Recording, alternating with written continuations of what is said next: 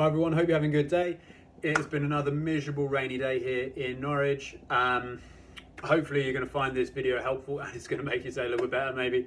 We're going to talk about bending today. I don't know why I keep clapping my hands, sorry. Bending. Bending is something that has always been vilified. So every manual handling course you've ever seen, you've ever done, says, do not round your back and bend forward to pick stuff up. Bend your knees. Keep your back really straight. You don't want any movement at all in your spine. We see so many videos reinforcing this. We see loads and loads of photos with that, like, do this and don't do that kind of image comparison on Instagram and on Facebook. Many therapists have told patients that we've seen, you should avoid bending because it's going to damage the discs in your spine. And we've got this culture now whereby anyone who has a spine is afraid to bend. They're told that it's going to be bad for them. Now, what I want to do with this video for you today is to unpack the science behind that and say, is that really the case? Because I bend my spine all day, every day. My patients bend their spines. And I can honestly say that we're all better off. We're far more resilient for the fact that we can do that. Now, what do I want to do first off? I just want to talk about the movement of bending, that action. Why is bending so bad for us when almost every single human being on the planet has a spine that allows them to bend forwards? So, if bending is really that terrible, why do our bodies do it? Why do they allow us to do it? Surely, if bending was really bad for us, then our bodies will have actually found a way to prevent us from doing it. And the thing I tell my patients is that if your body can go into a position, then you should do it. Okay? Because those are all normal, healthy ranges of motion for you. Okay? And you should do it regularly and you should do it without fear. Now, that brings me to my next point, which is we're talking about fear. Okay? Now, we're taught to fear bending. Okay? We're taught that if we do it, something bad is going to happen. We're going to hurt ourselves. And it's something that people in position of authority say to us, the people who run our manual handling courses, doctors, physios, chiropractors, osteopaths, they all say it. PTs, they say it loads. And for those of you who are doing the Spinal Recovery Program and have gone through our 3Bs model, which is the behavior, beliefs, and biology model, you'll know that our beliefs affect our behavior, and that can then affect our biology.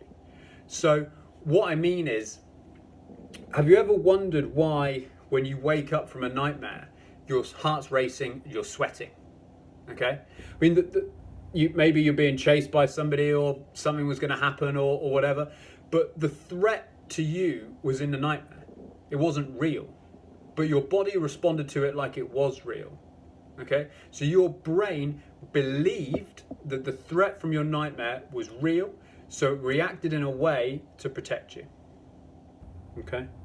So if you believe that bending is bad for you and will cause you back pain, then you can probably guess what is going to happen at some point in the future.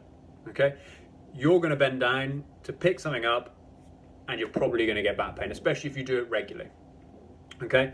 Now this means that we need to be really careful about what ideas we're happy to buy into, because the ideas you buy into, the beliefs that you have will come from that, and that will form your reality. Okay, so the really important thing to make sure you do when you're learning to bend well is it needs to be graded. Okay, so that's my next point. You need to make sure that when you are learning to bend, you do it progressively, increasing in the challenge. Now that goes for that's exactly the same as how we recommend patients to do exercise. Start easy and build up. Challenge yourself more. Okay, you always want to challenge yourself and train above the level that you actually need, because it means you get that buffer of protection.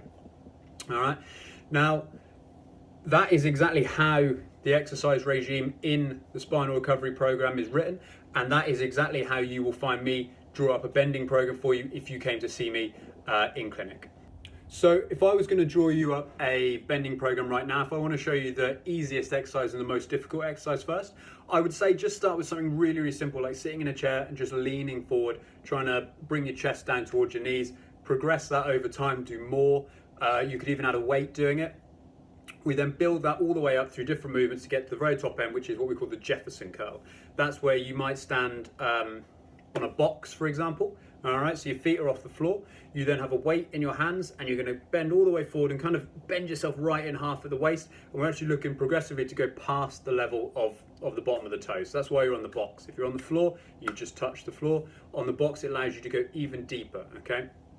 Now that is pretty much as good as it can get. You can then work on that in terms of the weight and the number of reps, but what you train there will be very specific to you. All right.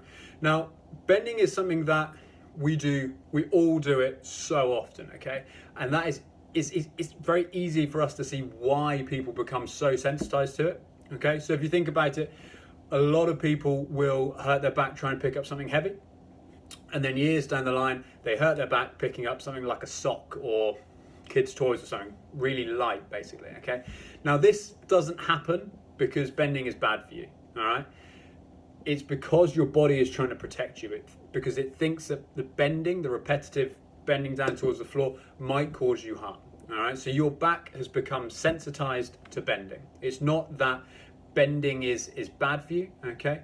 Now the only way for us to desensitize it so that bending doesn't cause you pain is to work through exercise and through changing our beliefs.